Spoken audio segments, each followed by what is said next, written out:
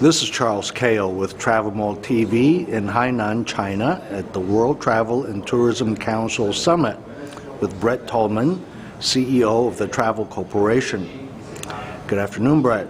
Hi, Charlie. How are you? Good. Long day, lots of networking, lots of learning, and of course you're one of the leaders of this organization, and it's very good to be in China again. Do you have any thoughts on it as the summit closes? In particular about China and this part of the world? It's our second summit here in 4 years. Last one was in Beijing in 2010. Obviously, this is a pivotal and very important part of travel and tourism today, both in terms of the outbound and the inbound. So great that we could be here this year to focus on some of the key opportunities and challenges facing our industry. A changing world, new perspectives, the theme, as you know. And we've talked about so many varying issues, from the issues pertaining to China, the marketplace, and projected growth going forwards, to sustainability issues affecting our global industry. It's really been a wonderful couple of days together, and obviously, as you've heard, there's been such a variety of individuals from government and private industry, from the cruise lines to the airlines to the airports to tour operators and river cruise operators like ourselves and so forth. So I think we've all come away with one or more actions to look to as we go forwards, and hopefully everyone leaving here felt the same. I think it's a great thing, the regional summits, WGTC summits. Did you attend any or get some feedback of how the Asia one went, and of course there's a Latin American one? I was in Seoul last year for the regional summit in Asia, and it was excellent. Frankly, my first time in Korea, and I was bowled away by the amazing country, the amazing people, and the destination. And it was fantastic to be able to focus on Asia Pacific, the Asia Basin overall, and obviously not just talk about China, especially with some of the geopolitical issues that are obviously going on right now, especially between Japan and China.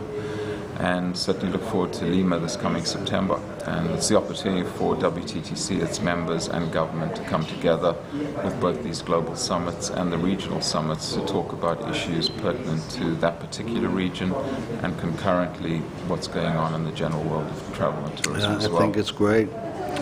What's happening at the Travel Corporation? I guess we better, take it by brand, really, because that's really what our audience knows, rather than the name. I'll raise some of the brands. How's Trafalgar and Contiki and Brendan Tours, just to mention a few? So Trafalgar's doing great, had one of their best years last year and off to a very good start this year. We've actually merged some of Trafalgar and Brendan's products together, so Brendan has now become a subsidiary of Trafalgar and is really focusing on being the Celtic specialist going forwards, and that's going extremely well. Brian Moore, who's previously with CIE, has joined us and is doing a brilliant job driving that forwards, as well as all of Trafalgar's curated products and experiences that we've really led the industry with over the last 5 years to redefine and reignite what we call guided holidays and vacations today, from our Be My Guest experiences to our hidden treasures. And as I say, it's working extremely well, and my cousin Gavin's doing a brilliant job with Paul Wiseman in the US, really driving Trafalgar forwards. With Contiki, we've certainly again worked to make sure we remain relevant in our over 50th year being the youth specialist in that segment. And we're doing, I think, fantastic new experiences and destinations from Southeast Asia that continues to grow and sell out every year to South America as well. We continue to work with Celine Cousteau from our Tread Right Foundation standpoint, initiatives to work on not just giving back, but reinforce the importance of treading lightly and treading right, as our foundation says. We just came back from an initiative in Costa Rica. We were in the Galapagos last year.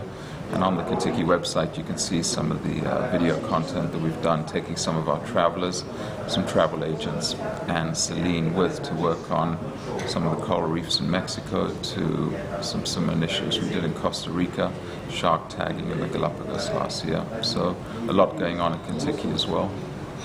With Insight, we just brought on a lady called Lisa Ray, who's an ex-Bollywood star and now a celebrity chef in Canada, and she's become our global ambassador and spokesperson for our exotic programs, particularly focused on India and Bhutan, as well as our Gold Series to try to grow and find new ways to engage with our customers and through our travel agency partners to really grow that aspect of Insight's business, our gold luxury programs on the one side, and the destinations that we focus on in our exotics program. So we're very excited about that new initiative that's launching right now as we speak.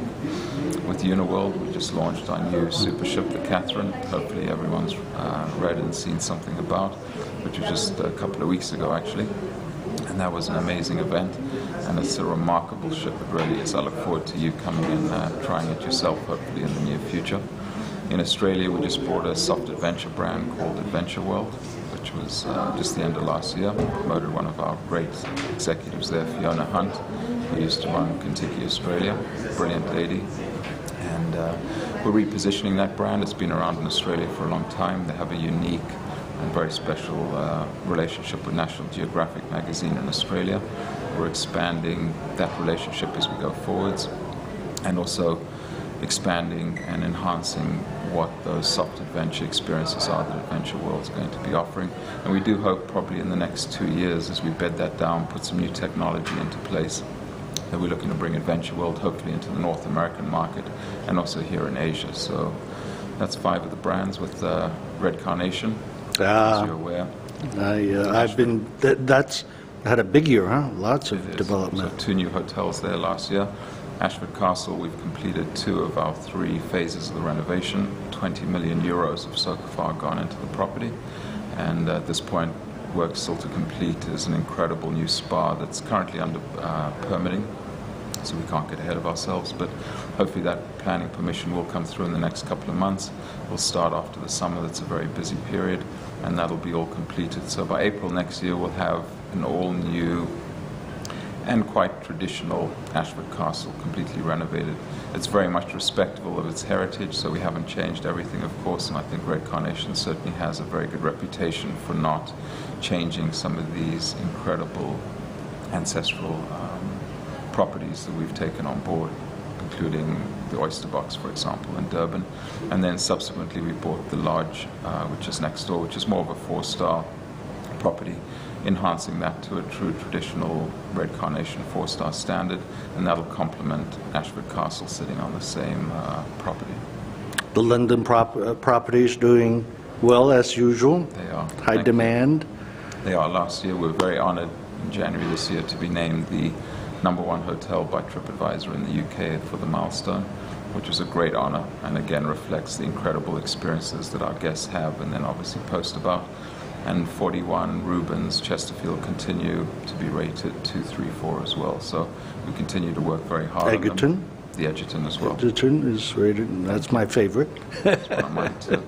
And we continue to invest in them obviously and continue to do all we can from a training, technology enhancement and so forth standpoint to remain very relevant to our guests who've stayed with us before, as well as the overall emerging and understandably very demanding and experienced guests that travel all the time.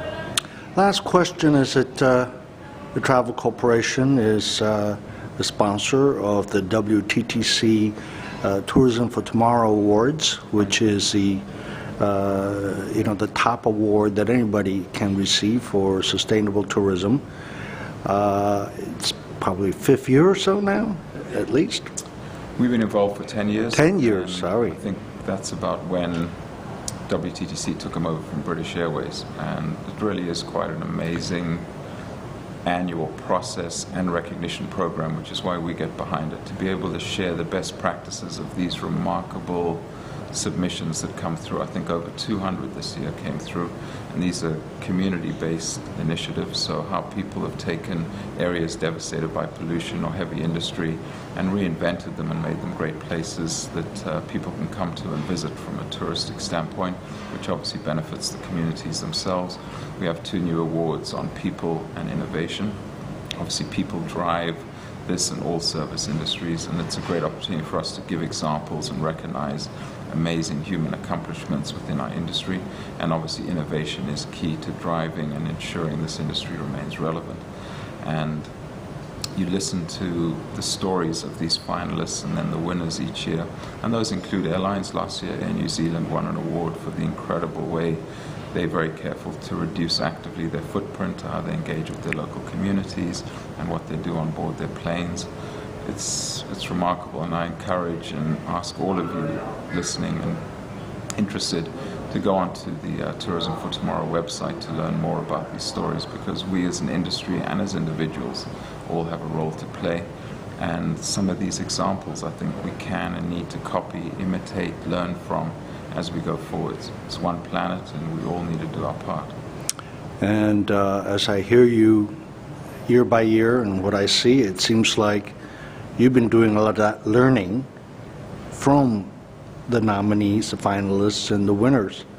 You meaning the travel corporation and the brands. That's wonderful. As human beings and as companies, I think we can all learn from each other. As Yogi Bear said,